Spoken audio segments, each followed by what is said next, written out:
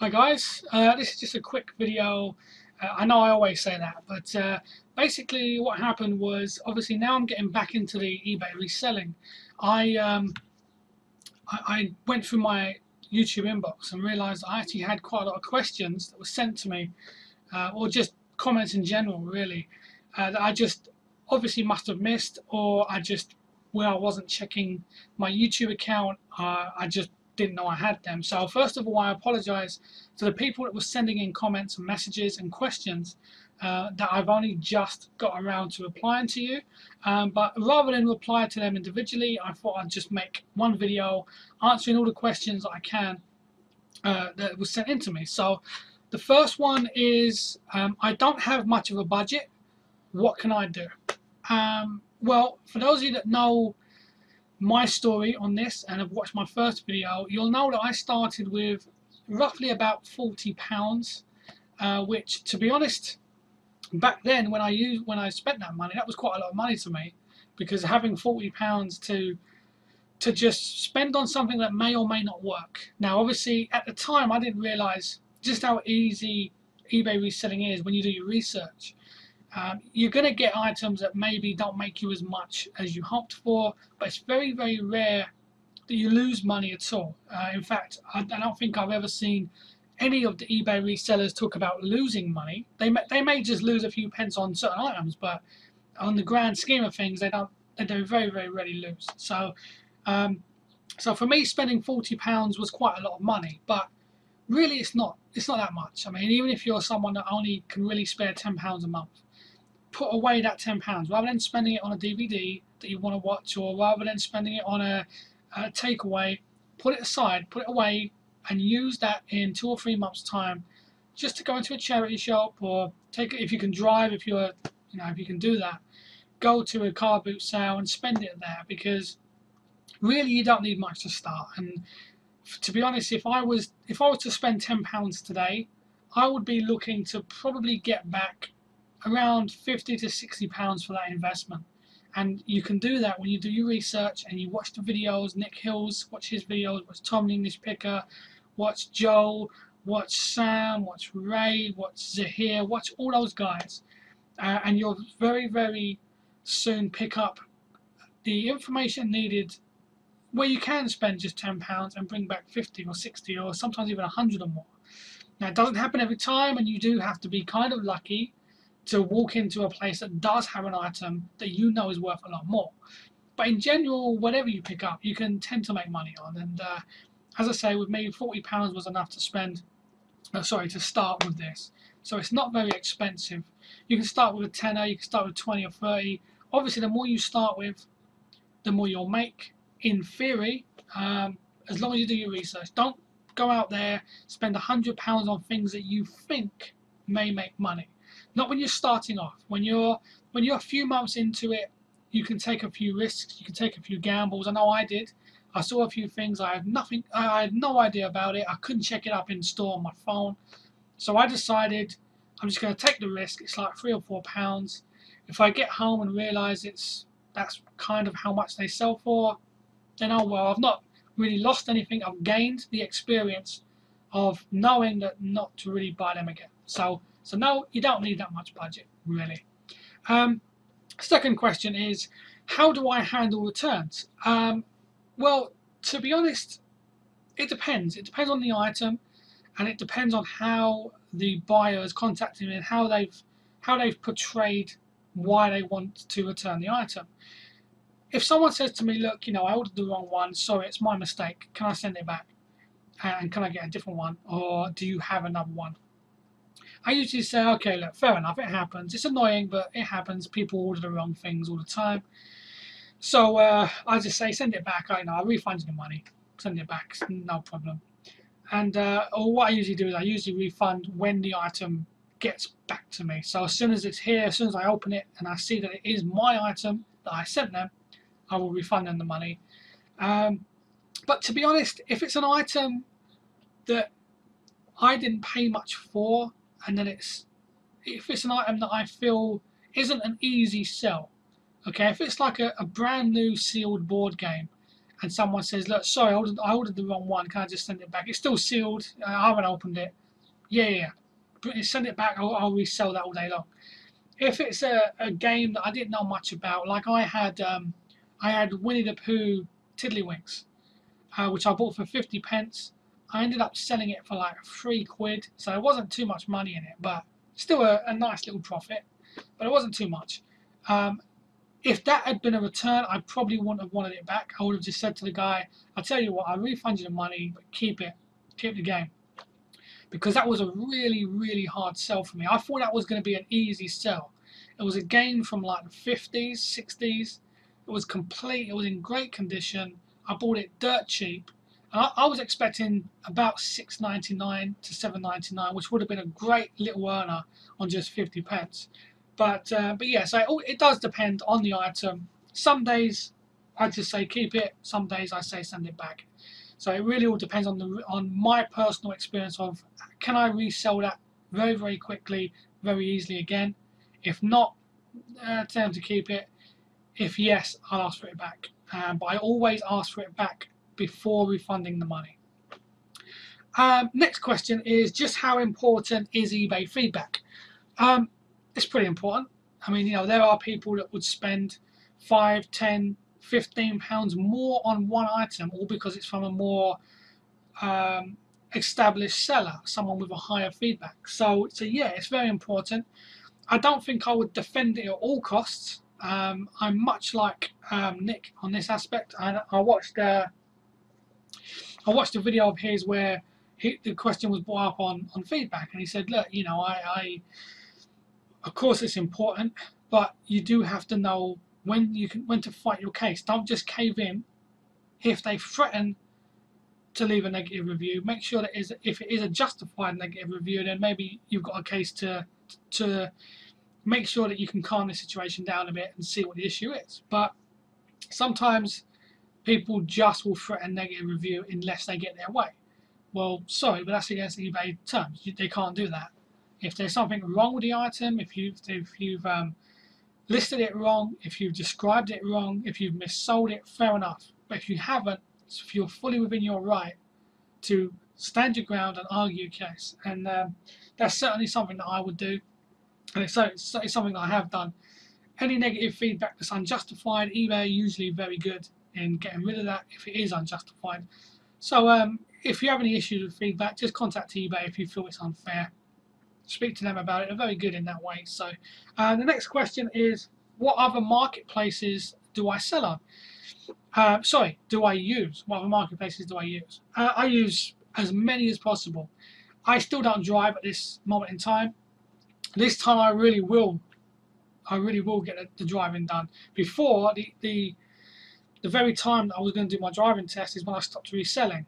And so I went back into my internet marketing shell of just sitting here on my computer, curtains closed, door closed, and just in my own little cocoon world.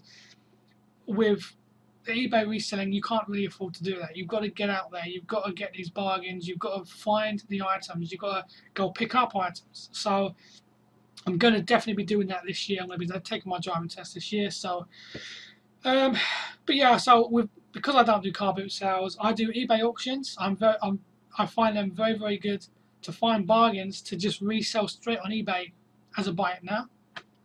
Gumtree, Craigslist, Facebook ads. There's something called FreeCycle, which people give away stuff for free. It's a little bit difficult to get them to send items to you because they'd rather you come around and pick them up. But if they're local, I'm in Chelmsford myself, so when there's a local Chelmsford FreeCycle going on, you can go around and pick up an item completely free. People just give it away. Of course, they may not necessarily be the best items, but there's still resale value in pretty much everything. So FreeCycle, Gumtree, Craigslist, Facebook groups are all really, really good, and of course eBay itself. And also, don't forget retail arbitrage. So places like Hot UK Deals will tell you when a shop is doing a really good deal on a brand new sealed retail item. So always be on the lookout for those to resell at a later date on eBay. So I use those. Next one is what would be your expected return per item? That's a difficult one because it depends on the item. You know, I've bought brand new sealed board games for £2, £2.50, and sold them for 20 quid the same week. So it all depends on the item. You know, DVDs, I have a lot of solo DVDs that I've got a ton of them to list. I've got over £2,000 worth of DVDs that sell for £1.50, £2, etc. I'm just going to make bundles with those, either by actress or by actor or by genre, and then sell them as like £10 for 10 or whatever, you know, just to get them out, so I don't have to worry about long-term selling at least. But so with those, I really only expect £1 to £1.50 profit or return. But board games, I'd expect £6 or £7 minimum for me. Soft toys depend. I've made 50p on some, and yet I've made £25 on others. So it really does depend on the item. But I think really, as long as you get a return on every single item that you sell, then you're doing business the right way. If you're making 50p or £500, it's profit. You're making something. 50p may not seem much, but if you sell 50 items and making 50p each, suddenly the profit adds up. So yeah, as long as you make something, then all profit is good profit. So that's what really my response would be to that. So next one is, would you ever do podcasts? Not really. I've seen them spoke about before. I've never really done a podcast, but I don't know. I have enough trouble recording these videos, which are, at least I can have a couple of goes at this if I mess up. You know, doing it live, if you suddenly run out of things to say or have a mental block, you'd look like quite a fool. So I don't know. Maybe, but it's never really been something that interests me. I don't even listen to podcasts, so. Yeah, I don't know about that. And the next one is a question that I've seen Sam's Pickups and Buys speak about, and this was basically the whole idea of I was told that I'm wrong. This is obviously a question from a while ago, but I was told that I'm wrong because I'm giving away secrets. And I'm a bit confused by this because I don't really know what secrets I'm giving away. And you know, if it's such a big secret to buy something low and sell it high, well, where have you been for the last 50 years? That's been the main premise of business, from the stock exchange to what we do, from day one. It's no secret that you have to buy something cheaper than you sell it for.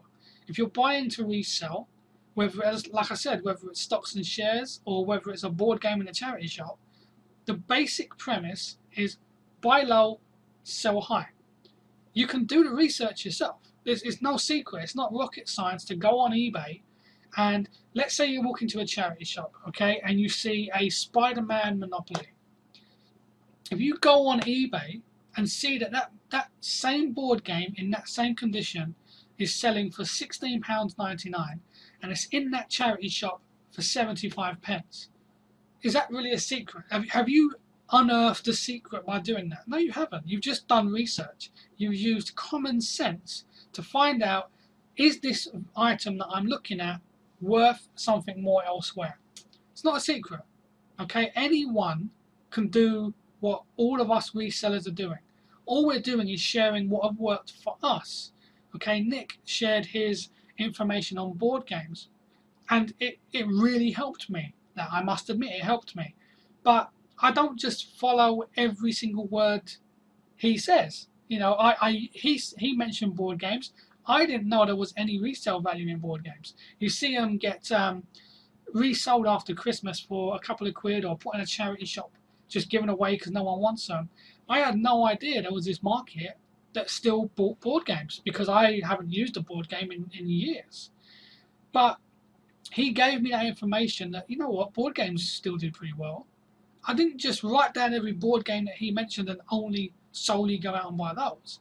I then went on eBay and I researched what board games do well, what versions of Monopoly sell well, what rare games sell well, and what to look out for, if there's any deleted games to look out for. I did my own research. So it's no secret. Anyone can do this. Anyone watching this, if you really do feel offended that we've somehow given away a secret of your trade, which is to buy something low and sell it high, well, I'm sorry to tell you, but it's not a secret. I don't know who told you that was a secret, but it's not. It's something that anyone can do and anyone can research for, and it's very, very simple to do. So, you know, if it was a way into a system, or if it was a way of manipulating a system, and we explain this secret loophole, that would be different. That's something that you'd want to keep secret. But buying something for low and selling it for more than you bought it for, it's not a secret, it's common sense. And it's been the #1 premise of business from the dawn of time. So no, I don't feel bad for giving away secrets, because I haven't. So really, I'm just a normal guy who loves reselling, and I want to do it properly full time as a business now. And so much so, excuse me, so much so that on Monday I mentioned that I'm going to be doing a charity shop haul. And what I should say is, I'm going to be in the charity shop on Monday. I will make a video about it probably on Wednesday. Be late Wednesday, because I'm not sure what time I'm back Wednesday, because as you know, I'm going away today till Wednesday. So, but I'll probably make one Wednesday. But yeah, so much so that I was looking to spend maybe 20 quid, because I've got a lot of stock here in DVDs, box sets, and etc. to do, and a few games and CDs and stuff. But I'm going to up that now to around £50 to £60 to spend, because I just want to get in stock. I need stock. You're nothing without your stock. So get that stock, list it, and just get the ball rolling really, really quickly. So so yeah, so that's my updated questions. And sorry it took so long to answer. And I've tried not to make this video too long. It's around 18 minutes, but yeah. So if you do have any more questions, feel free to leave them in the comments. If you do have any replies to what I've said, feel free. I'm always up for a debate. So, you know, if there's anyone out there that really does feel strongly that we're giving away secrets, get your point across, because maybe maybe we're all just misunderstanding the question here, because I personally don't see any secrets to give away. It's just being friendly. It's sharing information. I come from an internet marketing world where if anybody gives you information, it's usually, especially for free, if people give you free information, it's usually because that information actually doesn't work anymore, or actually isn't worth it. They've dressed it up to make it look good. So when I came into the eBay reselling world, or just reselling world really, eBay is my chosen marketplace, but when I came into the reselling world, I was very surprised, and it was refreshing. Refreshing to see people actually genuinely giving free advice to others, and there's no real competition. I mean, yes, a lot of us are selling on eBay, but there's plenty to go around. I mean, you type in an item on eBay, and you'll see that sometimes 15, 20, 30 of these items have sold in 1 week. There's more than enough buyers to go around all of us, so it's not like we're even pushing in on your territory. eBay's not a secret service. Everyone knows eBay. So yeah, that's all I've got to say on it really. And but like I said, if you do have any comments, throw them in. I may not be able to get back to them until at least Wednesday, but throw them in anyway. Still message me if you like, and I'll get back to you as soon as possible. So thank you very much for watching. Hopefully it hasn't taken up too much of your time, and yeah, I'll see you again Wednesday. So thank you and goodbye.